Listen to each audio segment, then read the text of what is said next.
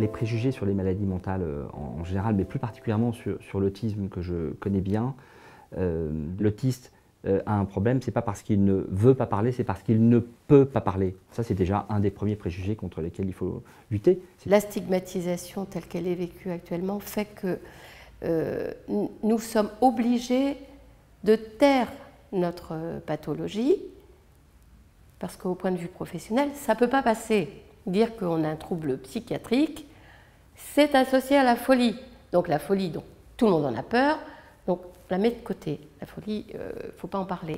Dans nos hôpitaux psychiatriques, 60% des personnes en séjour long, ça veut dire en séjour de plus de 30 jours, 60% sont autistes.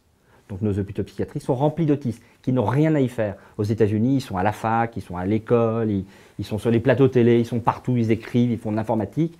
Ils remplissent la Silicon Valley et nous, ils remplissent les hôpitaux psychiatriques.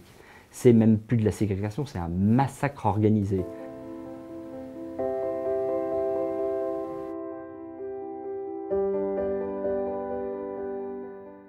On parle de diabète aisément, on parle de cancer aisément. On n'est plus dans une stigmatisation de ces maladies. Il faut passer par une acceptation, une connaissance et puis les bons soins. Ça y est, j'ai les traitements adaptés, les psychothérapies adaptées.